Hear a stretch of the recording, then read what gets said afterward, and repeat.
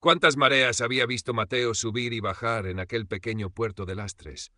Tantas como canas poblaban su cabeza, tantas como arrugas surcaban su piel curtida por el sol y el salitre. A sus 68 años, jubilado de la mar que había sido su vida y su sustento, creía conocer todos los secretos del Cantábrico, sus susurros y sus rugidos.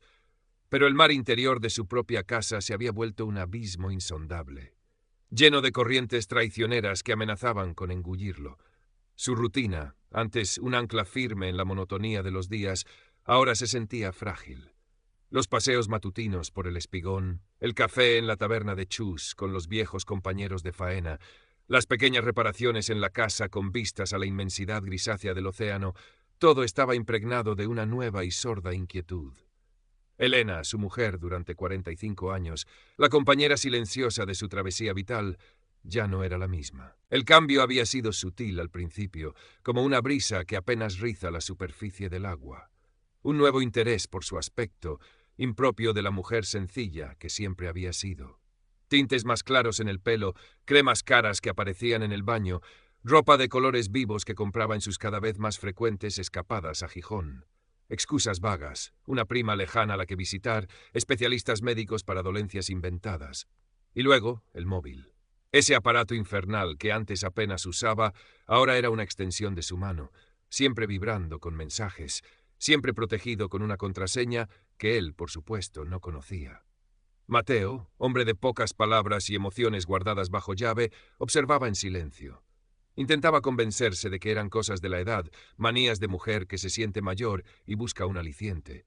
Pero la semilla de la duda, una vez plantada, crecía con la tenacidad de la mala hierba.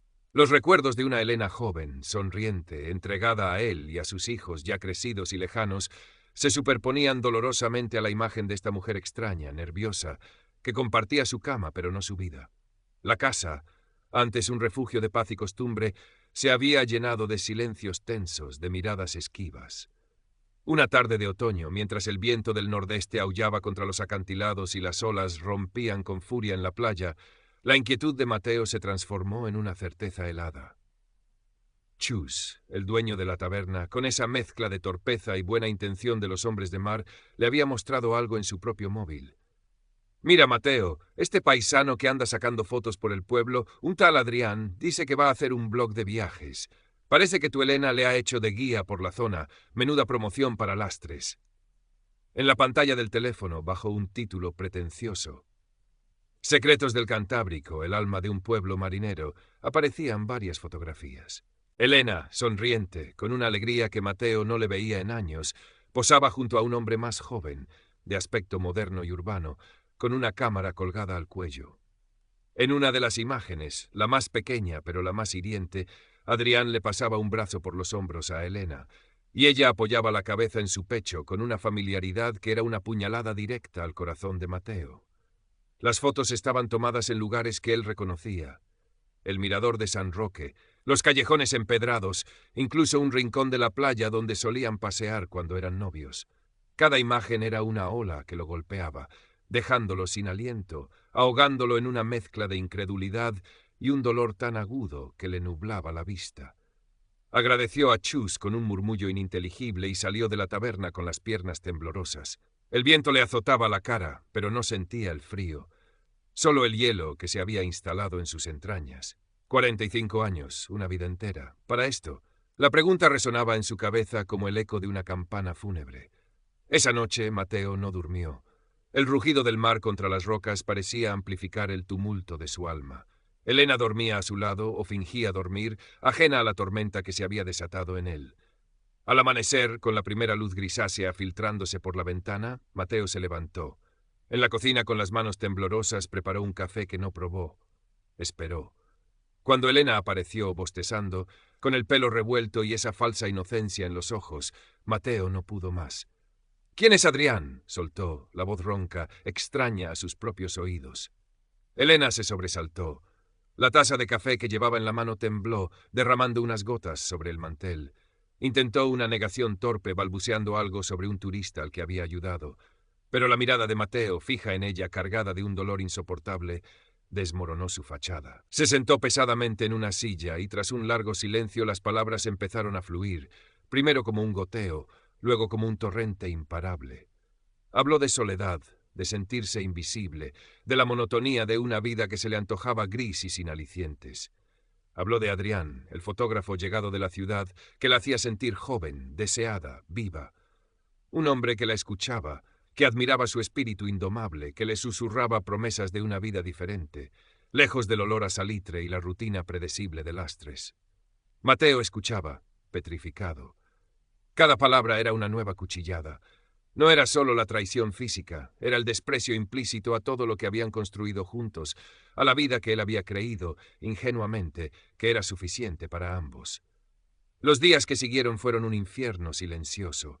Mateo se refugió en sí mismo, construyendo un muro de hielo a su alrededor. Se movía por la casa como un fantasma, evitando alienando sus propias emociones. La vergüenza lo consumía. En un pueblo tan pequeño como Lastres, los secretos tenían patas cortas. Pronto los rumores empezaron a serpentear por las calles empedradas, a susurrarse en la lonja, en la taberna. Sentía las miradas clavadas en su nuca, cargadas de lástima, de morbo, de juicio. Dejó de ir a la taberna de Chus, abandonó sus paseos por el puerto. El mar, su antiguo confidente, ahora le parecía un espejo cruel que reflejaba su propia desolación. Elena, por su parte, parecía vivir en una realidad paralela. Tras la confesión, una extraña euforia se había apoderado de ella. Se aferraba a la ilusión de Adrián, a la promesa de una nueva vida. Incluso intentó justificar su aventura ante Mateo, hablando de necesidades emocionales insatisfechas, de almas gemelas que se encuentran tarde. Mateo no respondía. ¿Qué podía decir? Su mundo se había hecho añicos, y no encontraba las palabras para describir la magnitud del desastre. La aventura de Elena con Adrián, sin embargo, no estaba destinada a durar. El fotógrafo, quizás asustado por la intensidad de Elena, por sus veladas exigencias de un compromiso más serio, o simplemente cansado del drama y de la clandestinidad en un entorno tan cerrado, empezó a distanciarse. Las llamadas se hicieron menos frecuentes, los mensajes más escuetos, hasta que un día Adrián desapareció de Lastres tan sigilosamente como había llegado, dejando tras de sí solo el eco de sus promesas vacías y un rastro de desilusión. La partida de Adrián fue el golpe de gracia para Elena. La exposición pública de su aventura, que ya era un secreto a voces, se hizo aún más patente. Algunas vecinas, antes amables, ahora la saludaban con frialdad o directamente le volvían la cara. Se encontró sola, abandonada por su amante y rechazada por la comunidad que antes la acogía. La máscara de euforia se desvaneció, dejando al descubierto a una mujer asustada, arrepentida quizás, pero sobre todo profundamente humillada. Para Mateo, la humillación pública fue la gota que colmó el vaso. El dolor seguía ahí, punzante, pero ahora se mezclaba con una fría determinación. No podía seguir viviendo así. La casa se había convertido en una prisión, cada rincón un recordatorio de la traición. Una tarde, mientras Elena lloraba en el salón, no por él, sino por su propia desdicha, Mateo tomó la decisión. «Me voy», dijo, sin mirarla. «Esto se ha acabado». En medio de su desolación, Mateo empezó a buscar pequeños refugios fuera de la asfixiante atmósfera de su hogar. Un día, sin saber muy bien por qué, sus pasos lo llevaron a la Mar de Letras, una pequeña librería-cafetería regentada por Carmen, la antigua maestra del pueblo. Carmen era una mujer de unos 65 años, viuda desde hacía tiempo, de mirada serena y sonrisa amable. Su local era un oasis de calma, con el aroma a café recién hecho y a libros viejos flotando en el aire.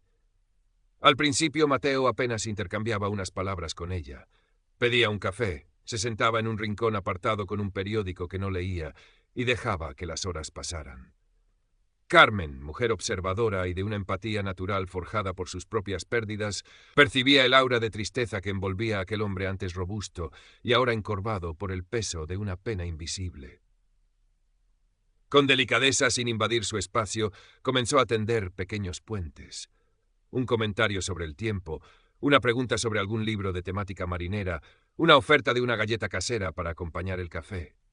Poco a poco, Mateo empezó a sentirse extrañamente cómodo en aquel lugar, en presencia de aquella mujer que no lo juzgaba, que no lo compadecía con miradas indiscretas. Encontró en Carmen una escucha atenta, una calidez serena, que era un bálsamo para su alma herida. Empezaron a compartir reflexiones sobre la vida, sobre el mar que ambos amaban, sobre los libros que eran el refugio de Carmen. No hablaban directamente de la infidelidad, del cataclismo que había sacudido la vida de Mateo, pero había un entendimiento tácito, una conexión sutil que se tejía con cada encuentro. Un día de finales de noviembre, una ciclogénesis explosiva azotó la costa cantábrica. El mar rugía con una furia primigenia, las olas se estrellaban contra el espigón levantando columnas de espuma blanca que alcanzaban las primeras casas del puerto. El viento aullaba como un alma en pena, arrancando tejas y sacudiendo las ventanas. La tormenta exterior era un reflejo casi perfecto de la tempestad que seguía desatada en el interior de Mateo. Ese día se sentía especialmente vulnerable, más perdido que nunca. Quizás fue un encuentro casual con una antigua vecina que lo miró con una mezcla de lástima y reproche, o un recuerdo particularmente vívido de Elena riendo en brazos de Adrián, lo que terminó de quebrar sus defensas. Sintió una necesidad imperiosa de huir, de buscar un refugio, y sus pies, casi por instinto, lo llevaron a la mar de letras. La librería estaba casi vacía, solo Carmen ordenando unos libros tras el mostrador, la luz tenue creando un ambiente íntimo y acogedor. Al ver entrar a Mateo empapado y con la mirada perdida, Carmen supo que algo grave ocurría. Lo invitó a sentarse cerca de la pequeña estufa de leña, le preparó un café bien caliente, y entonces, en un arrebato de vulnerabilidad que lo sorprendió incluso a él mismo, Mateo se derrumbó. Las palabras brotaron atropelladas, entrecortadas por sollozos contenidos durante demasiado tiempo. Le habló a Carmen de la traición, del dolor, de la humillación, de su sensación de fracaso como hombre, como marido. Le confesó su miedo a la soledad, su incapacidad para entender cómo una vida entera podía desmoronarse de aquella manera. Carmen lo escuchó en silencio, con una paciencia infinita, con una profunda empatía en sus ojos claros. No lo interrumpió, no ofreció consuelos fáciles ni juicios precipitados. Cuando Mateo terminó, exhausto y tembloroso, ella tomó suavemente una de sus manos callosas entre las suyas. «El mar, Mateo», dijo con voz queda, «a veces se lleva cosas muy queridas, pero también trae otras nuevas, si sabemos esperar la marea y tenemos el coraje de recoger lo que nos ofrece». Luego, con una sencillez conmovedora, compartió brevemente su propia historia de pérdida, la muerte prematura de su esposo, la soledad de los primeros años, la lenta reconstrucción de su vida. No para minimizar el dolor de Mateo, sino para mostrarle que entendía su sufrimiento, que la vida, a pesar de sus golpes, siempre ofrecía una rendija de luz. Aquel momento de conexión auténtica, de vulnerabilidad compartida, fue catártico para Mateo. Lloró abiertamente, sin vergüenza, por primera vez desde que su mundo se había venido abajo, y al llorar sintió como si una parte de la pesada carga que lo oprimía se hubiera aligerado. No era el final del dolor, pero sí, quizás, el verdadero comienzo de su camino hacia la sanación. Un pequeño faro se había encendido en la oscuridad de su tormenta. Pasaron los meses. El invierno dio paso a una primavera tímida y luego a un verano que pintó de azul intenso el cielo y el mar de lastres. La separación de Mateo y Elena era un hecho. Él seguía viviendo en la casa familiar. Ella se había mudado a un pequeño apartamento alquilado en la parte alta del pueblo. Su existencia era ahora más solitaria, marcada por un arrepentimiento tardío y la resignación ante las consecuencias de sus actos. Los encuentros entre ellos eran escasos, formales, limitados a cuestiones prácticas ineludibles. Mateo, lentamente, había ido estableciendo una nueva rutina. El ambiente en su casa era diferente, más silencioso, pero también más sereno. Había recuperado cierto interés por sus antiguas aficiones. Volvía a dar largos paseos por los senderos que bordeaban los acantilados, sentándose a veces en algún saliente rocoso a contemplar el ir y venir de las olas, ya no con la angustia de antes, sino con una melancolía más sosegada. Incluso había desempolvado sus viejas herramientas y se entretenía haciendo pequeñas reparaciones en la barca de un antiguo compañero. Su amistad con Carmen se había consolidado, convirtiéndose en un pilar fundamental de su nueva vida. Se veían con regularidad, casi a diario. A veces Mateo simplemente pasaba por la librería a tomar un café y charlar un rato. Otras daban largos paseos por la playa cuando la marea estaba baja, recogiendo conchas o trozos de madera pulida por el mar. Compartían conversaciones tranquilas sobre libros, sobre los acontecimientos del pueblo, sobre recuerdos de juventud, o simplemente disfrutaban de silencios cómodos, de esos que solo se dan entre personas que se entienden sin necesidad de muchas palabras. Su relación no era un romance apasionado, ni pretendía serlo. Era algo más sutil, más profundo quizás, un compañerismo sereno, una conexión de almas que habían conocido la soledad y el dolor, y que encontraban consuelo y apoyo mutuo en la sencillez de los momentos compartidos. Carmen, con su sabiduría tranquila y su optimismo discreto, le había enseñado a Mateo que la vida, incluso en sus capítulos más tardíos, podía ofrecer nuevas oportunidades para la alegría y la conexión. Mateo no había olvidado